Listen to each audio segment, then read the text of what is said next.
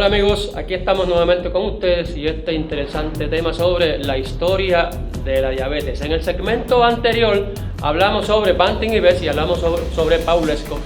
Y tengo que decir que realmente quien inició todo esto fue Paulesco, al cual no se le reconoció mucho.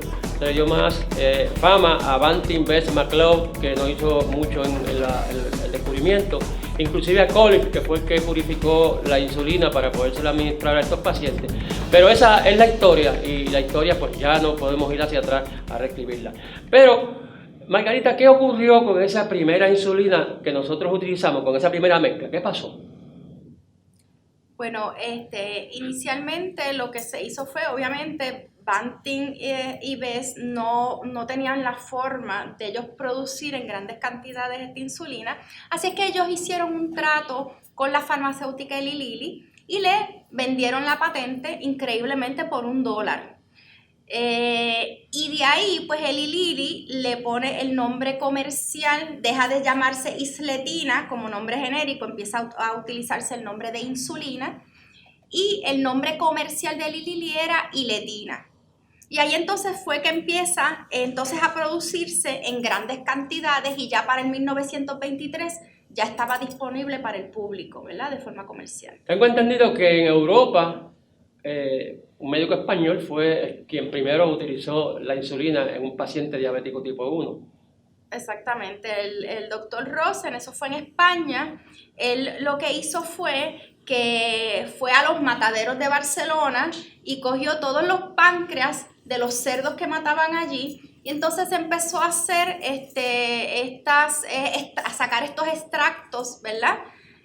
Y se los puso por primera vez, se lo inyectó a un hombre joven de 20 años que realmente pues fue el primer diabético que se le dio insulina en toda Europa. Pero como tenía tantas impurezas, ¿verdad? Esa insulina pues realmente causaba unos bajones de azúcar increíbles y unas reacciones alérgicas muy fuertes. O sea que estas impurezas y estos efectos colaterales que producía ese producto anterior es el que motiva a que entonces vayamos a purificar más la insulina y a crear quizás nuevas mezclas. En 1926 pues empiezan a tener un avance en cristalizar, ¿verdad? Esa insulina que permitía que fuera más pura. Ahí es que sale la insulina regular, ¿verdad? Que todavía pues se utiliza. Y eso entonces hizo que se empezaran a hacer unas modificaciones en esa molécula para que pudiera ser, ¿verdad?, más acorde a cómo se secreta la insulina en el cuerpo humano. Así que lo primero que nosotros tenían un problema de que esa insulina original, que era la regular, era de relativamente corta duración, por lo tanto los niños que lo utilizaban tenían que estarlos levantando durante de la noche para estarle administrando la insulina, porque si no se podían ir en acidosis o sencillamente dejaban de crecer durante ese periodo de la noche. Así que tenían que ver cómo ellos podían hacer alguna alteración en esa molécula para que durara más tiempo y el niño no tuvieran que estarlo despertando de noche. Y entonces ahí es que en el 1936 se dan cuenta que los cristales de zinc, si se unían a los cristales de la insulina, podían hacer que se prolongara la acción. Así es que ahí surge la que se conoce como la PZI, que es el Protamine Zinc Insulin, que duraba más tiempo y entonces permitía, ¿verdad?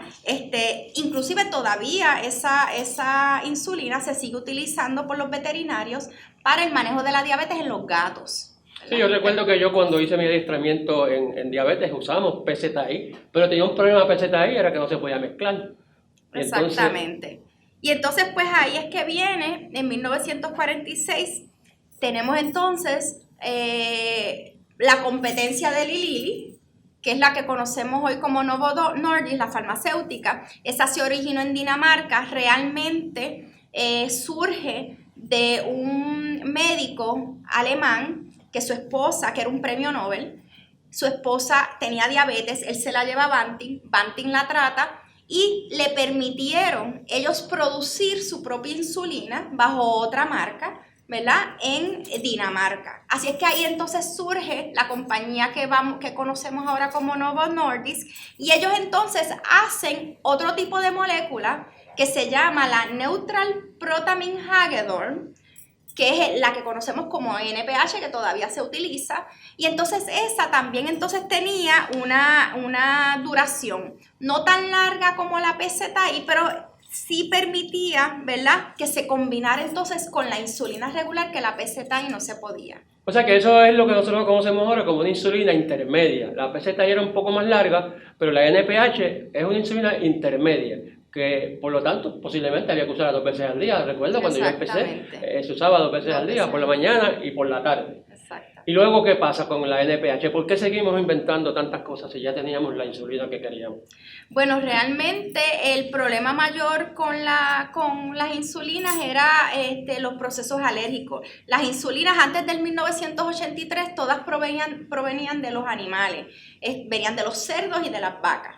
Así es que eso pues producía muchas reacciones alérgicas en muchos pacientes y no se podían utilizar.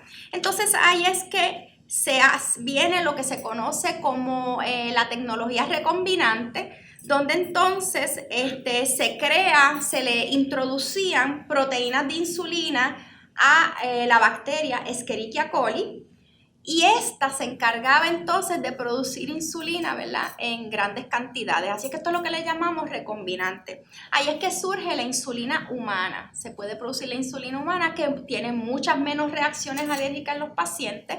Que ahí es que tenemos la Humulin y la Novolin, ¿verdad?, como las conocemos actualmente, que todavía se utilizan. Pero entonces aquí surge el problema de que nosotros queríamos tener un poquito más de variabilidad en cuanto a la prolongación, ¿verdad?, el tiempo en que estas insulinas actuaban. Queríamos nosotros minimizar lo que el cuerpo hace. Exacto, que fuera lo más parecido a lo que ocurre en el cuerpo normalmente cuando nosotros no ingerimos alimento y cuando ingerimos alimento. Y entonces ahí esto ya estamos hablando que fue en el 1996, que es que surgen los análogos de insulina, que básicamente es un método recombinante pero de DNA, donde se altera, ¿verdad?, el orden de los aminoácidos para permitir entonces esta flexibilidad. Y ahí entonces es que surge la primera insulina que salió, es la Lispro, que conocemos como Humalog, que esta insulina es de una acción muchísimo más rápida que la regular, por lo tanto se asemeja mucho más al cuerpo cuando ingerimos alimento, que esa insulina sube rápidamente, ¿verdad? Y eso permitió, no solamente la hizo más purificada para que hubiera menos reacciones alérgicas, sino que también permitió entonces que los pacientes pudieran tener una insulina que era mucho más acorde a lo que el cuerpo producía. Pero tenemos que señalar que todos estos avances se lograron porque en el 1956-59 se logró ver la molécula de insulina, o sea, descifrar el código. Y sobre ese código es que más adelante vamos nosotros cambiando aminoácidos de posición, entonces surgen estas insulinas modernas, pero tampoco nos quedamos ahí, no nos quedamos en Humalog ni en Novolog, seguimos investigando. ¿Por qué? Bueno, realmente se lograron hacer también de larga duración, ¿verdad? De más larga duración, por eso la NPH se utiliza, usualmente son 2 veces al día en la mayoría de los casos, pero entonces llega la glargina, que es la Lantus, ¿verdad?, que es de una duración mucho más larga y se puede usar 1 vez al día. También vino Levemir o Detemir, también por los mismos cambios que se hizo, estas se consideran análogos. Inclusive la que más larga duración tenemos, que es la de Gludec o Tresiba, esa puede durar hasta 36 horas en el cuerpo. Y eso nos da una ventaja de que el paciente se siente más cómodo, porque el paciente no tiene que andar con una insulina encima, o sea, él se la pone 1 vez al día. Por ejemplo, glargina se utiliza por la noche, Levemir se utiliza por la noche, y eso le da una ventaja al paciente, es más cómodo para el paciente. ¿Y qué pasa? ¿Por qué ahora estamos nosotros mezclando estas insulinas? ¿Por qué le estamos haciendo las mezclas? Por ejemplo, mezclar glargina con otras cosas. Bueno, realmente, más que nada, es para facilitarle la vida al paciente, ¿verdad? Para que el paciente antes tenían que estarse poniendo varias inyecciones durante el día para tratar de asemejar lo más posible lo que era fisiológico, pero ahora con estas combinaciones de insulina, pues permite que entonces el paciente tenga que inyectarse menos veces. O sea que estamos tratando de que el paciente cumpla más con su régimen terapéutico, porque realmente eso es un problema, que el paciente cumpla con la insulina es un problema porque a nadie le gusta que le estén poniendo inyecciones en el cuerpo, y hay pacientes que se niegan a utilizar la insulina y prefieren morirse a ponerse la insulina, y esto es cierto, o sea, esto no es un invento de nosotros los médicos, sino que se sabe que hay pacientes que dicen que no van a colocarse insulina porque hay una repulsión a las jeringuillas, a las agujas, no se las quieren poner. Pero la insulina es el medicamento más potente, más poderoso que existe, el medicamento que salva vidas realmente. La insulina sigue siendo el medicamento de primera elección en los pacientes que tienen complicaciones, como por ejemplo los que están en acidosis diabética, los que están en coma hiperosmolar. En los hospitales lo que se usa es insulina, no se usan pastillas. O sea que la insulina tiene una importancia grande en el manejo de esta condición que llamamos diabetes mellitus, que nos ha permitido a nosotros mantener a los pacientes por mucho tiempo con vida y sin complicaciones, aunque las complicaciones comienzan antes de que el paciente se le diagnostique diabetes. Pero volviendo atrás un poco en cuanto a la parte de la insulina, yo recuerdo que para el 1972, que nosotros estábamos en NPH y utilizábamos la insulina regular y la PZI, el régimen del tratamiento era de 2 veces al día, 3 veces al día. O sea que nosotros, en tu opinión, ¿tú crees que con estas nuevas insulinas estamos logrando algo positivo? ¿O, motivado por el costo, debemos seguir utilizando las insulinas viejas y no las nuevas que se usan una vez al día?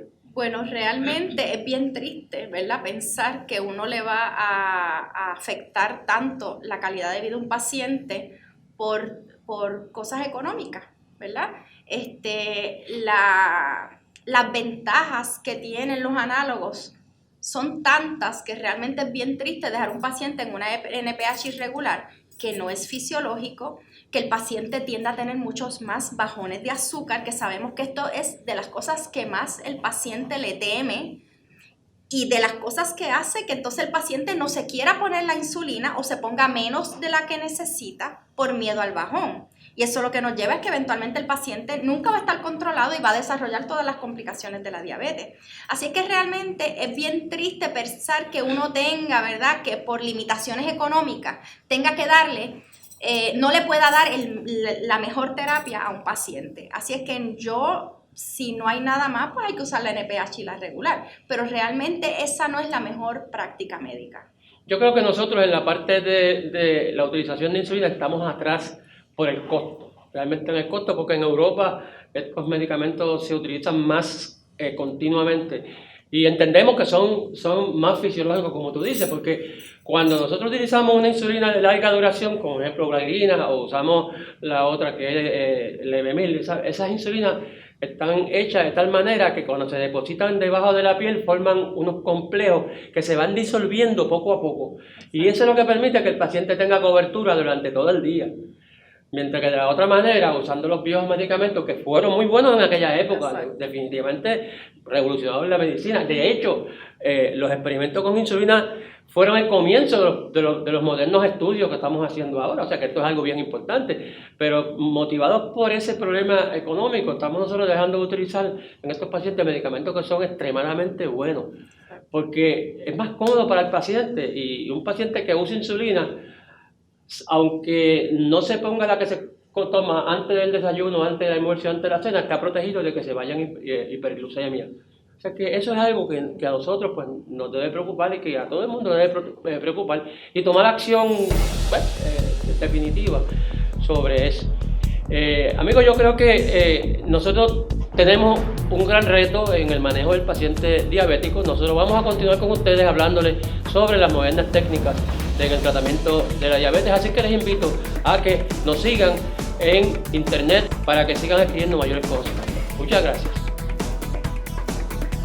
Alerta Diabetes llega a ustedes en parte gracias a una contribución educativa de Lilly USA LLC